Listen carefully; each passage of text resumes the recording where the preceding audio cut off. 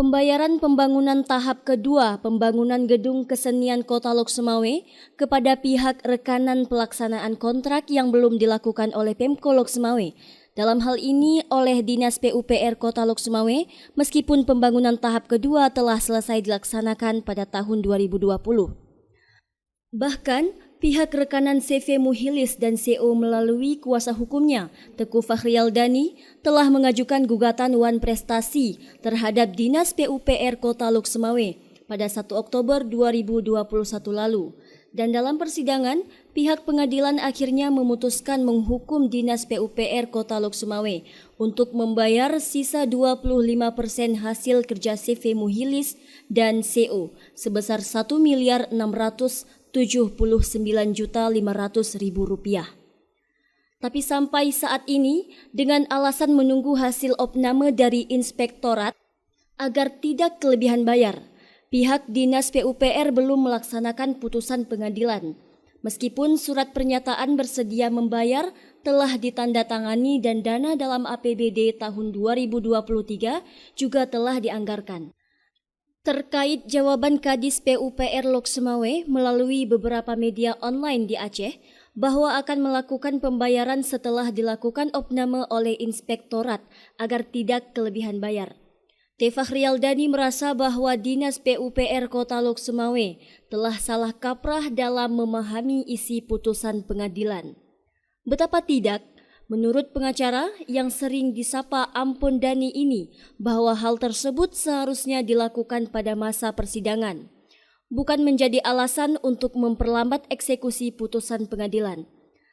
Terkait dengan hal ini, Ampun Dani akan terus memperjuangkan hak kliennya ke PJ Wali Kota Lok Sumawe, PJ Gubernur Aceh, bahkan bisa jadi sampai ke jenjang Kementerian Republik Indonesia di Jakarta. Kemarin saya sudah menyatakan bahwa kewenangan melaksanakan eksekusi itu ada di PU. Mereka yang hari ini memiliki legitimasi hukum untuk melaksanakan itu, karena pengadilan sudah menyerahkan itu kepada mereka. Namun mereka tidak melakukan.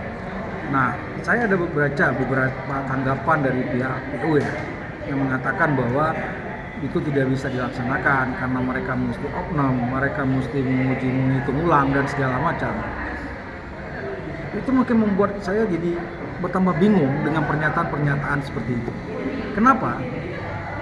Itu sudah diuji semua di persidangan. Kalau itu mau disampaikan, kenapa tidak disampaikan pada saat persidangan? Seharusnya kan disampaikan persidangan, Pak, ini kami sedang melakukan opnam, Pak, kami ini sedang ini. Buktikan itu di persidangan. Tentu putusannya akan berbeda. Tapi hari ini kan tidak, semua sudah dibuktikan oleh mereka bahwa kekeluaran mereka dan segala macam semua sudah diselesaikan. Bahkan pada saat hakim turun ke lapangan, mereka juga tidak menunjukkan dengan pasti apa yang sebenarnya menjadi masalah. Mereka hanya mengatakan, oh ini kurang, ini tidak beres, ini dan segala. Padahal bangunannya sudah berjalan 2 tahun lebih, mereka tidak memanfaatkan. Jadi kalau bagi saya sekarang, kalau dikatakan ini masih menunggu hasil opnam, bagi saya itu alasan penundaan yang sangat tidak masuk akal, dan itu akan jadi catatan saya untuk membuat pelaporan lebih lanjut. Saya pastikan saya akan buat pengaduan terhadap tidak dilaksanakan eksekusi ini oleh pejabat terkait. Artinya saya akan menumpuk semua sesuai dengan apa yang pernah saya sampaikan. Yang pertama, saya akan melaporkan itu secara ke atasan yang bersangkutan, kemudian saya tingkatkan sampai provinsi, kalau perlu sampai kementerian, dan saya akan terus mencari upaya-upaya hukum yang bisa saya lakukan agar ini bisa selesai.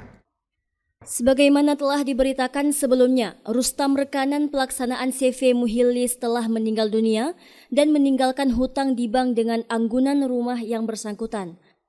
Akibat pihak ahli waris terancam kehilangan rumah karena belum bisa memenuhi kewajiban pembayaran, disebabkan pihak Dinas PUPR masih enggan menandatangani proses pembayaran.